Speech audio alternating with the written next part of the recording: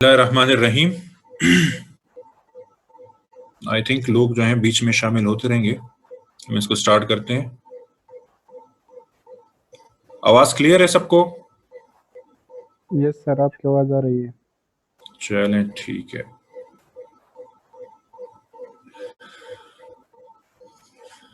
Today we will talk about bacterial infections.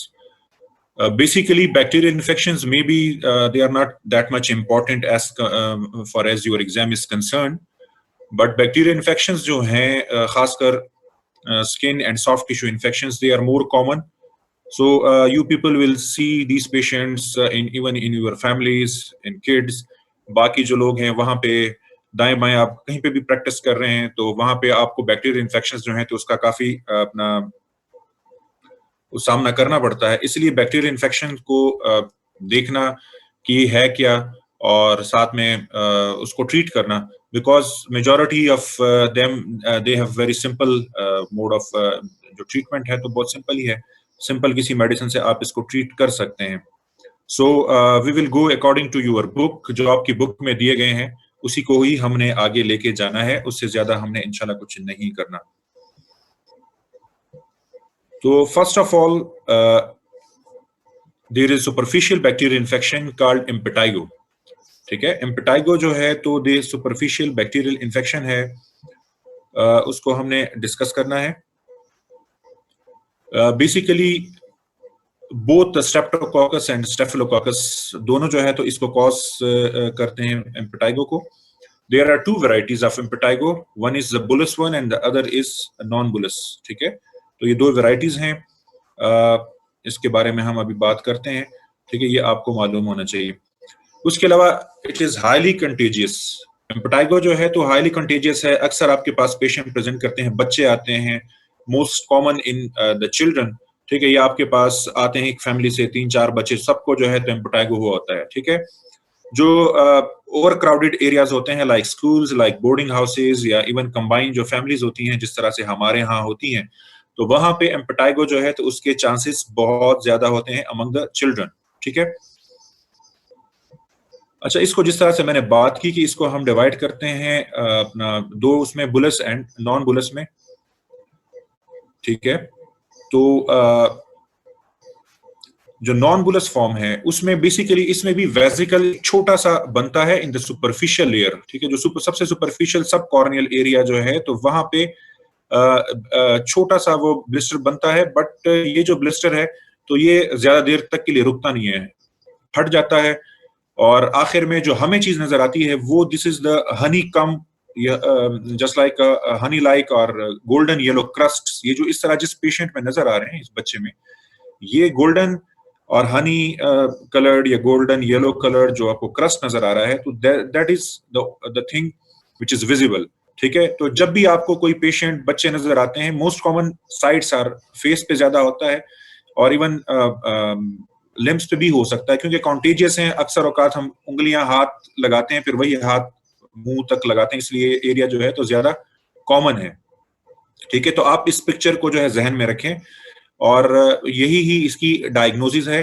और कभी कभार जो है ग्लोमेरुलोनेफ्राइटिस हो सकता है if it is caused by the nephritogenic streptococcus जो स्ट्रेन है, अगर उसने कॉज किया है तो कभी कभार जो है इससे ग्लोमेरुलोनेफ्राइटिस हो सकता है। द बुलस वैरायटी जो है तो बुलस वैरायटी में बेसिकली बुलास बनते हैं प्रॉपर। ये भी मोस्ट कॉमन इन किड्स है, even in adults it can also occur, but in adults we will look for the other causes like immunosuppression. Patient किसी इम्यूनोसप्रेसिव मेडिसिन पे तो नहीं है। सेकंड चीज जो है डायबिटिक है, कोई और इम्यूनोसप्रेशन है, तो ये चीज जो है माइंड में रखनी चाहिए। द बुलस वैरायटी जो नॉन बुलस थी तो it was caused by both the streptococci and स्टेफिलोकोकाई, but the bullous variety it is only caused by the staph aureus. ठीक है, और इसकी कॉज क्या होती है? The staph aureus basically produce a toxin. ठीक है ना, एक्सफोलिएटिंग टॉक्सिन प्रोड्यूस करता है, और ये एक्सफोलिएटिव टॉक्सिन जो है तो ये क्लीवेज करता है after superficial skin layers. Corneal layer जो है तो सब कॉर्नियल जो है तो उसकी ये क्लीवेज करता है। ठीक है, और जिस तरह से आपको नजर आ रहा है, ठीक है, येलो फ्लूइड कंटेनिंग क्लियर बुला होते हैं, जिस तरह से बड़े बड़े बुलास बनते हैं। ठीक है, आफ्टर अ डे और टू ये जो फ्लूइड है तो ये टर्बिड हो जाता है, और हमें कभी कभार इसमें जो ना फ्लूइड लेवल नजर आता है। फ्लूइड लेवल, एक तो एयर फ्लूइड लेवल होता है जो कि एक्सरे पे नजर आता है, लेकिन इसमें हमें फ्लूइड लेवल नजर आता है, ठीक है। अब फ्लूइड लेवल जो है तो वो यहाँ पे मतलब नीचे टर्बिड क्लियर फ्लूइड होता है, तो ये फ्लूइड लेवल जो है तो हमें इसमें नजर आता है। मैनेजमेंट, मोस्ट केसेस जो है तो इसमें टॉपिकल मैनेजमेंट है, तो वो काफी होती है। पायरोसिन इज ए ग्राम पॉजिटिव, इसका एक्शन बहुत अच्छा है, तो पायरोसिन हम क्रीम और ऑइंटमेंट दे सकते हैं, और फ्यूसिडिक एसिड क्रीम हम इसको दे सकते हैं। एक्सटेंसिव डिजीज अगर है, अगर बहुत ज्यादा एरिया इन्वॉल्व है बॉडी का, तो उसमें हमने इसमें सिस्टेमिक ट्रीटमेंट देनी होती है। मोस्ट प्रॉब्ली जो फ्लूक्लोक्सासिलिन है तो वो हम दे सकते हैं। एंटी स्टेफिलोकोकल है, बाकी ग्राम पॉजिटिव के अगेंस्ट भी इसका एक्शन अच्छा है। सेकेंड थिंग जो है तो वो एरिथ्रोमाइसिन है। और रिकरेंस को स्टॉप करने के लिए आपने एडवाइस क्या करना है कि wash with soap and water. आपने अक्सर औकात हमारे यहाँ क्या होता है, कोई भी लीजन्स होते हैं जी साबुन से खराबी, even in Burns people don't wash the wounds, ठीक है। उससे क्या होता है, सेकेंडरी इन्फेक्शन ज्यादा हो जाती है। यहाँ पे भी जो है तो लोग जो है धोते नहीं है, तो आपने ये एडवाइस करनी है कि you have to wash the area with soap and water. Next is erythrasma. Erythrasma is also a common skin condition, ठीक है, और it involves skin folds, खासकर groin area जो है तो उसको involve करता है, या जो है umbilicus को involve कर सकता है, interdigital जो spaces हैं तो उसको involve कर सकता है, ठीक है। The organism which cause erythrasma is Corynebacterium minatosimum, ठीक है।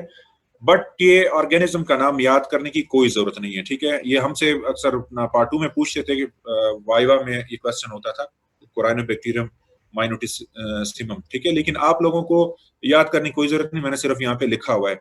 आपको बस ये याद होना चाहिए कि इसकी प्रेजेंटेशन कैसे होती है। बेसिकली पिंक और ब्राउनिश प्रेजेंटेशन होती है। फाइन स्केलिंग्स कभी कभार हो सकती है, पैच बनते हैं। जिस तरह से मैंने कहा कि स्किन फोल्ड्स में तो एक्सिलाज, ग्रोइन एरिया, अम्ब्लाइकस का जो एरिया है, ठीक है, तो ये एरिया जो है ज्यादा इन्वॉल्व हो सकता है। Normally it is asymptomatic. सब मेमोरी स्पेसिस पे भी हो सकता है, सब मेमोरी जो एरिया है वहां पे भी हो सकता है, एसिम्प्टोमेटिक होता है, but some time patient complain of mild itching, ठीक है। और इसको हम जो है तो ट्रीट कैसे करते हैं, एंटीसेप्टिक से भी ट्रीट कर सकते हैं, और उसके अलावा जो है तो एंटीसेप्टिक के अलावा हम टॉपिकल एंटीबायोटिक्स जो है तो उससे भी हम इसको ट्रीट कर सकते हैं, ठीक है। कॉमन जो अपना एंटीबायोटिक इसमें यूज होते हैं टॉपिकली, तो फ्यूसिडिक एसिड यूज होता है, क्लिंडामाइसिन फॉस्फेट यूज होता है, और बेंजाइल पेरोक्साइड जो है तो वो यूज हो सकता है, ठीक है। एंड द रिकरेंस, इसमें भी रिकरेंस के चांसेस ज्यादा होते हैं, तो एंटी बैक्टीरियल सोप जो है तो उसको हमने कहना है कि आपने इसको बार बार इसे धोना है। अच्छा, ये दो पिक्चर्स हैं, ये नीचे वाले पिक्चर पे कंसंट्रेट करें। इसको देख के आपके माइंड में क्या आता है, क्या डिफरेंशियल्स आते हैं? जिन्होंने लोगों ने वार्ड लिया हुआ है तो उनको तो आना चाहिए। Just concentrate on this lesion. ये जो नीचे वाली स्लाइड में है इस पे कॉन्सेंट्रेट करें, क्या डिफरेंशियल आपके माइंड में आते हैं। मैसेज में रिप्लाई करने बेशक।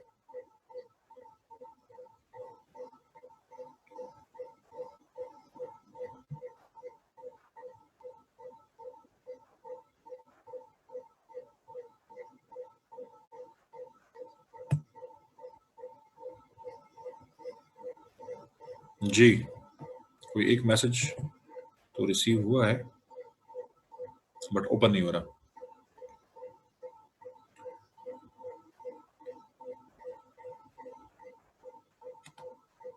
अच्छा चलें, ठीक है।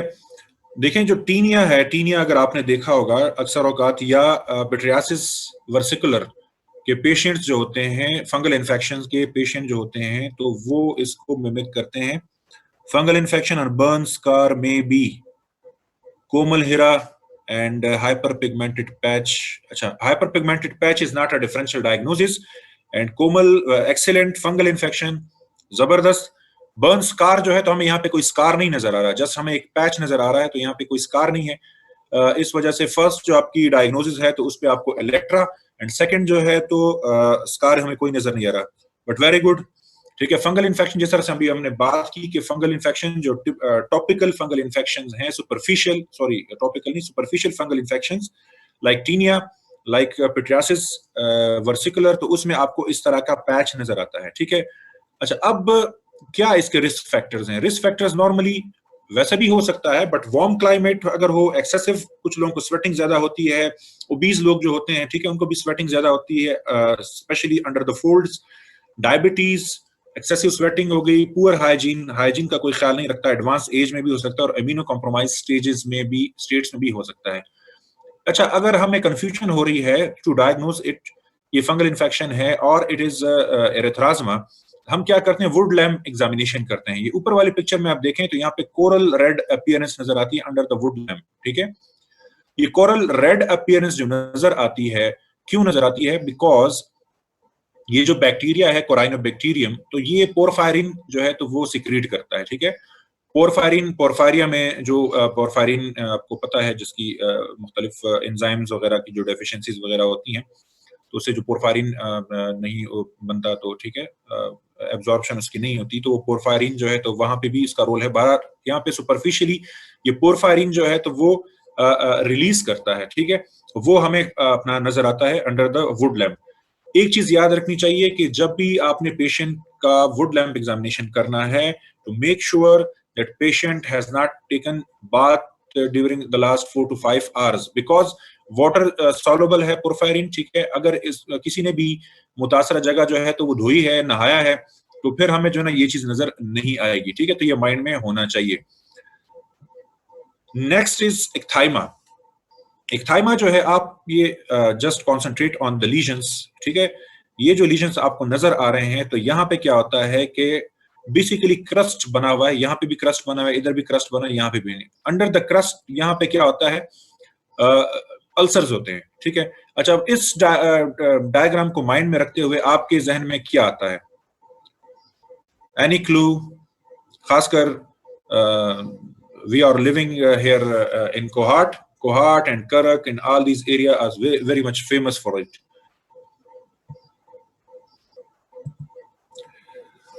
Leishmania, very good.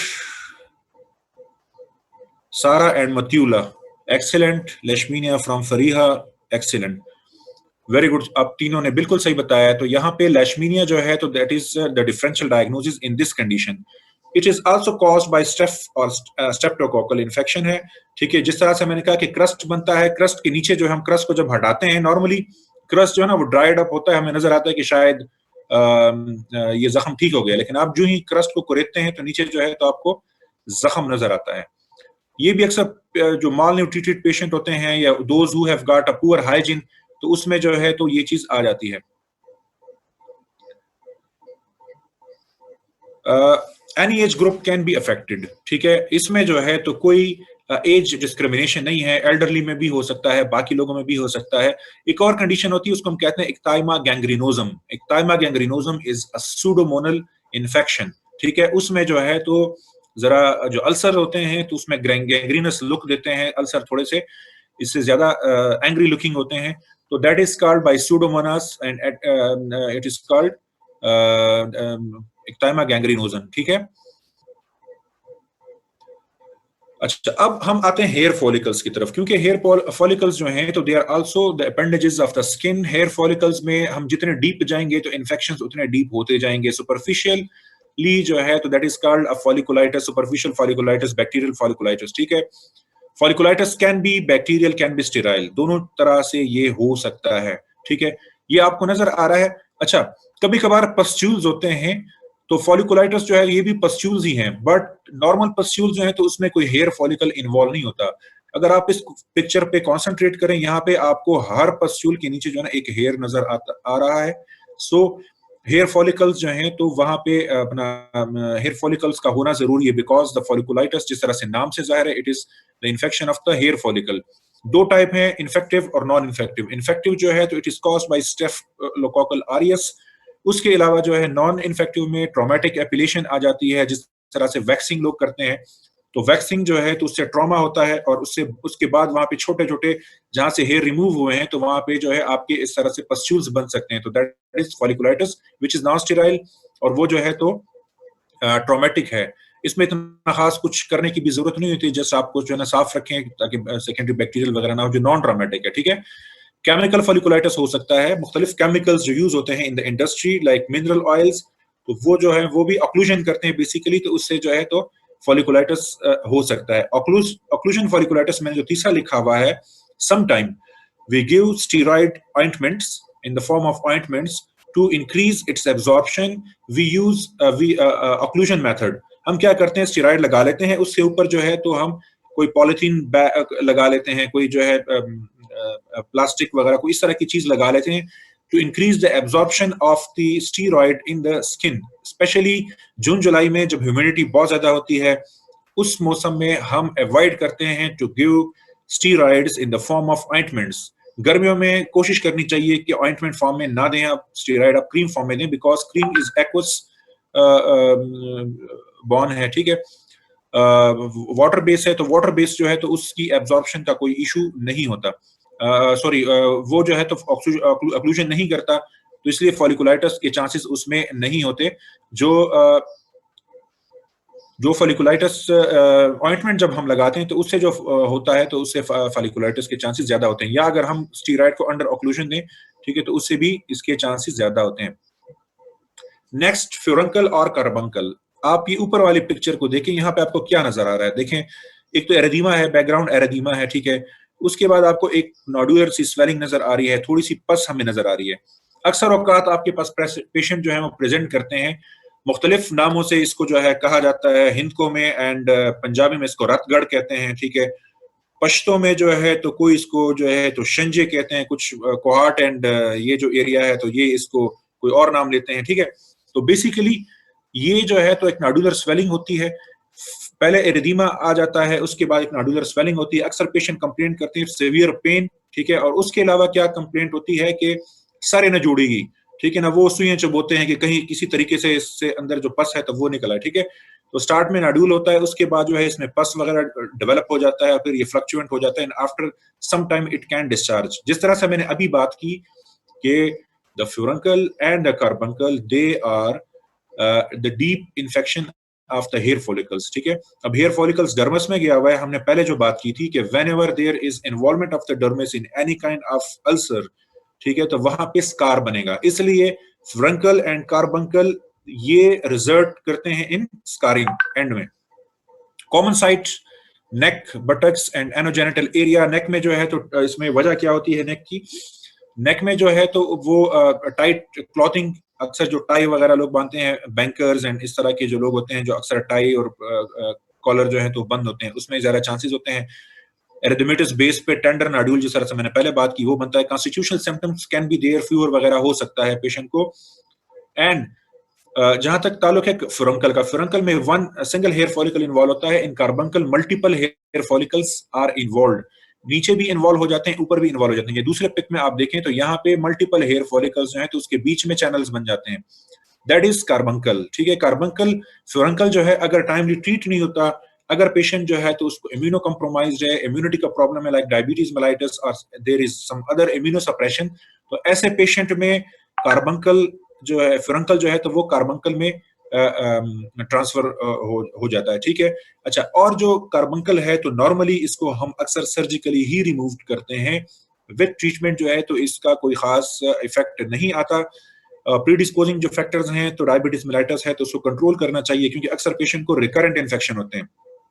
फ्यूरंकल and carbuncle जो है रिकरेंट्स हो सकते हैं। एक और वजह इसकी क्या होती है कि in the nares and the groin areas the causative organism they stay there, chronic carriers होते हैं तो बार बार उनको रिकरेंट, इसलिए जो है तो you have to treat these areas as well along with the treatment of these infection, ठीक है। पेशेंट को अक्सर आपने जो है तो जो भी आप इसको टॉपिकल ट्रीटमेंट देते हैं, लाइक म्योपायरासिन की मैंने पहले बात की, तो आपने पेशेंट को ये कहना है म्योपायरासिन should be applied on the affected area as well as in the groin, in the nares and even in the axilla and umbilicus, ये जितने भी एरिया हैं तो वहां पे भी आपने इनको वो लगाना है रिकरेंट केसेस में, बिकॉज टू जो क्रॉनिक कैरियर है तो वहां से जो भी ऑर्गेनिज्म है तो उसको क्लियर करने के लिए, ठीक है। ट्रीटमेंट हम इसकी जो है एंटी स्टेफिलोकोकल, क्योंकि स्टेफिलोकोकल ऑरियस जो कोकस ऑरियस वो इसको कॉज करता है, तो एंटी स्टेफिलोकोकल जो है तो वो ट्रीटमेंट हम इसको देते हैं, ठीक है। फ्लूक्लोक्सासिलिन है, बाकी भी आप दे सकते हैं। कैन टीनिया कैपिटस बिकम फ्यूरंकल, इस पे हम बाद में बात करते हैं। अच्छा, स्टेफिलोकोकल स्कार्लेट स्किन सिंड्रोम, जिस एक्सक्यूज मी तरह सर, से, सॉरी, सर्जिकल ड्रेनेज ऑप्शन है इसके लिए, फ्रंकल के लिए? फ्यूरंकल को नॉर्मली यहाँ पे लोग करते हैं, सर्जिकली ट्रीट करते हैं, लेकिन ये विद मेडिकली ट्रीट हो जाता है। इसको सर्जिकली नहीं करना चाहिए। नॉर्मली रूटीन में लोग करते हैं, किसी के पास डिस्पेंसर के पास जाते हैं तो वो सर्जिकली वो कर देते हैं, बट इसको ये विद मेडिसिन ट्रीट होता है। कार्बंकल में सर्जिकल रिमूवल जो डिब्राइवमेंट बहुत जरूरी है। स्टेफ स्कार्लेट स्किन सिंड्रोम, जिस तरह से इसके नाम से जाहिर है। अच्छा, स्टेफ जो ये भी स्टेफिलोकोकल इन्फेक्शन है, जिस तरह से हमने पहले एक्सफोलिएटिंग टॉक्सिन की बात की, जो बुलस इम्पेटाइगो था तो उसमें एक्सफोलिएटिंग टॉक्सिन जो है तो वो उसमें भी होता है, बट वो चूंकि सुपरफिशियली स्किन पे जो बैक्टीरिया है तो वो लोकली टॉक्सिन वहां पे यूज होता है, ठीक है, वहां पे होता है जहां पे टॉक्सिन है तो वहां से बुला बन गया, ठीक है। इसमें क्या होता है, इसमें इन्फेक्शन डिस्टेंट होता है, यूटीआई भी हो सकता है, कोई रेस्पिरेटरी ट्रैक इन्फेक्शन भी हो सकता है, स्किन में नेरीज में जो क्रॉनिक कैरियर्स हैं तो वहां पे भी इन्फेक्शन हो सकता है, जिसकी वजह से ब्लड के थ्रू ब्लड स्प्रेड जो है तो वो हो जाता है आफ्टर एक्सफोलिएटिंग टॉक्सिन्स, और वो स्किन को जब इन्वॉल्व करता है तो वहां पे exfoliation of the superficial skin layer जो है तो वो होती है। इसमें सिवियर एक्सफोलिएशन होती है। पेशेंट प्रेजेंट करता है जनरलाइज एरिदीमा के साथ। एरिदीमा स्टार्ट होता है यहाँ पे फ्लेक्चर से, अक्सर औकात जो है तो ग्रोइन से स्टार्ट हो जाता है, और फ्रॉम एक्सिला स्टार्ट हो जाता है, और पेरी ओरल स्टार्ट हो सकता है, एंड देन इट स्प्रेड्स, ठीक है। पेशेंट की जो स्किन है तो वो टेंडर होती है, इसमें टेंडरनेस ज्यादा होती है, पेशेंट जो है फीवरिश होता है, उसके अलावा लेथार्जिक होता है। इस जो है तो मोस्ट प्रोबेबली ये होता कहाँ पे है, ये चिल्ड्रन में होता है, ठीक है, प्रीडोमिनेंटली चिल्ड्रन में ही होता है, ठीक है। और ये जो क्लीवेजेस करता है डेस्मोग्लिन 1 जो है स्किन में, ये जो स्किन के एंकरिंग प्रोटीन्स होते हैं स्किन के सेल्स को आपस में जोड़ने के लिए, तो उसमें सुपरफिशियली डेस्मोग्लिन 1 होता है, डीप इन द एपिडर्मस जो है तो डेस्मोग्लिन 3 होता है, ठीक है। तो इसमें डेस्मोग्लिन 1 जो इससे सुपरफिशियल, इसलिए इसकी जो एक्सफोलिएशन है तो बहुत ही सुपरफिशियल होती है, ठीक है, जिस तरह से यहाँ पे हमको नजर आती है। और जब ये ऊपर सुपरफिशियल वेसिकल्स हैं तो ये इसके इरोजन्स बनते हैं, इरोजन्स के बाद जो है पीलिंग होती है आफ्टर स्किन, ठीक है, ये सारी चीजें होती हैं। इसके डिफरेंशियल डायग्नोसिस में एक चीज किसी के माइंड में अगर आ रही हो तो आप एनीबॉडी, क्या डिफरेंशियल हो सकती है? एरिदीमा है पूरी बॉडी पे, उसके अलावा एक्सफोलिएशन हो रही है,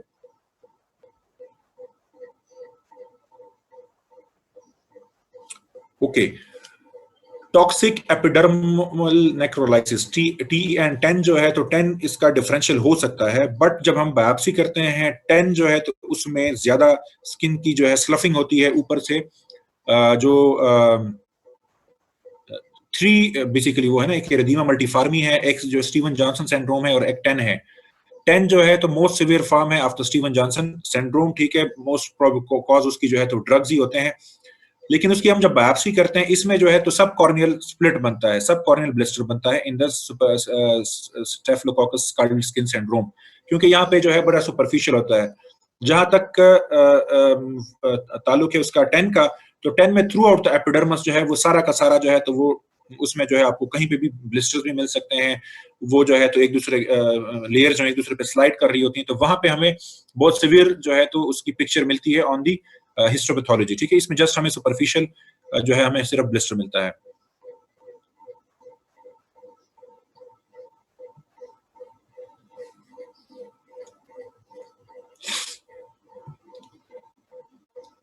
अच्छा, तो और इसमें भी इसमें जो है पेशेंट को आपने आईसीयू में एडमिट करना है, क्योंकि ये जो है सीरियस कंडीशन है सुपरफिशियल, ये जो टेट्रा एस है, tetra S is serious condition. Patient को, बच्चे को आईसीयू में एडमिट करना है, और एंटी स्टेफिलोकोकल ट्रीटमेंट जो है तो वो देनी है। इसमें हम बायोप्सी भी कर सकते हैं, कुछ लोग इसमें जो है तो कल्चर भी कर सकते हैं, नेजल कैविटी से कर सकते हैं, बाकी ब्लड वगैरह का भी कल्चर कर सकते हैं। लेकिन क्लिनिकली जो है तो अगर आपको इस तरह से लग रहा है बायोप्सी पे सब कॉर्नियल स्प्लिट है, तो आपने जो है, जाहिर है कि सीरियस कंडीशन है तो आपने एम्पेरिकल थेरेपी जो है तो वो स्टार्ट करनी है।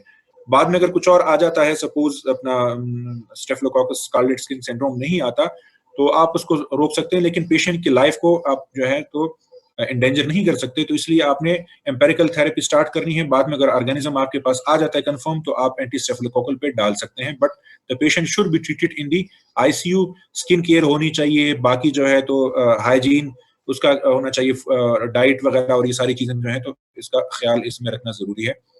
Cellulitis and erysipelas, cellulitis and erysipelas are both are similar infections, ठीक है, दोनों तकरीबन सिमिलर हैं, ऑर्गेनिज्म जो इसके हैं तो वो भी सिमिलर ही हैं। फर्क क्या होता है, एरिसिपेलास जो है तो ये ज्यादा सुपरफिशियल होता है, क्लिनिकली इन दोनों में डिफरेंशिएट करना मुश्किल होता है, बट एरिसिपेलास में जो है तो लोअर डर्मिस भी इन्वॉल्व होती है और सबकुटेनियस टिश्यू भी इन्वॉल्व होता है, जबकि cellulitis is a little more deep, उसमें जो है तो डर्मिस की इन्वॉल्वमेंट नहीं होती। इसलिए एरिसिपेला को अगर हम देखें तो उसमें अक्सर औकात एरिदीमा तो दोनों में होता है, लेकिन यहाँ पे हमें देखें एरिदीमा जो नजर आ रहा है तो वो डिफ्यूज है। जो एरिसिपेलास हैं तो एरिसिपेलास में आपको एक एज नजर आता है, थोड़ा सा raised edge, because of the involvement of the dermis, क्योंकि वो सुपरफिशियल है, डर्मिस की इन्वॉल्वमेंट है, इसलिए थोड़ा सा जो है इन्फ्लेमेशन सुपरफिशियल होती है, तो आपको थोड़ा सा रेज्ड एज जो है तो वो जो एरिया इन्वॉल्व है वहां का नजर आ सकता है। ऑर्गेनिज्म कोई भी हो सकता है, but the most common is the group A Streptococcus infection जो है तो वो कॉज करता है इसको, ठीक है। प्रेजेंटेशन इसकी आप सबको पता है, फीवर के साथ हो सकती है, उसके अलावा इन्वॉल्व एरिया जो है तो वहां पे एरिदीमा होगा, वो एरिया जो है तो हॉट होगा। इन्फ्लेमेशन के जो साइंस हैं वो आपके माइंड में होनी चाहिए, एडिमा होगा, वो एरिया जो है हॉट होगा। Always always compare the involve limb with the normal one. हमें अक्सर जब कहा जाता है कि examine the leg of this patient, तो हम क्या करते हैं, उसी के पीछे लगे रहते हैं, बाकी जो दूसरा लेग है तो उसको हम नहीं देखते। तो हमने नॉर्मल साइड को भी एग्जामिन करना है। आपने पिटिंग एडिमा देखना है, for pitting it is necessary to press the area at least for 25 seconds, 20 to 25 seconds जो है तो तब तक आपने इसको प्रेस करना है।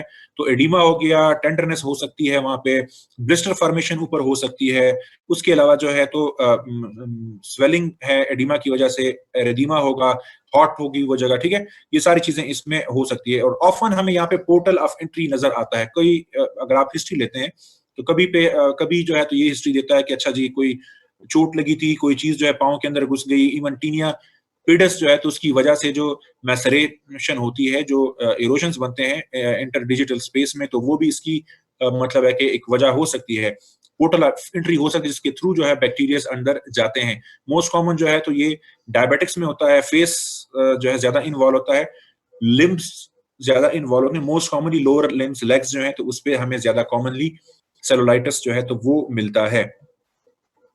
नेक्रोटाइजिंग फेशियाइटिस, नेक्रोटाइजिंग फेशियाइटिस जब सेलुलाइटिस जो है या ये इससे भी डीप होता है, ठीक है, जहां तक ये फेशियल प्लेन्स होते हैं तो ऑर्गेनिज्म जो है तो वो इसमें बैक्टीरिया जो इसमें ग्रो करते हैं, ठीक है। नेक्रोटाइजिंग फेशियाइटिस जिस तरह से आपको नजर आ रहा है, यहाँ पे हमें स्किन पे नेक्रोसिस नजर आती है, ठीक है, आपको ब्लैक कलर की स्किन जो नजर आ रही है दैट इज नेक्रोसिस, ठीक है। तो नेक्रोटाइजिंग फेशियाइटिस जो है इसमें इन्वॉल्वमेंट जो है डीप फेशिया की होती है, और फेशिया चूंकि एक प्लेन के ऊपर प्लेन इस तरह से जो ना वो जाती है, इसके बीच में से ऑर्गेनिज्म ग्रो करते हैं। तो necrotizing fasciitis is a medical emergency. आपने मे बी नेक्रोटाइजिंग फेशियाइटिस जो है तो आप ज्यादा डिटेल में सर्जरी में शायद पढ़ लें, क्योंकि नेक्रोटाइजिंग फेशियाइटिस के पेशेंट को आपने स्ट्रेट अवे सर्जन को रेफर करना है फॉर द डिब्राइमेंट।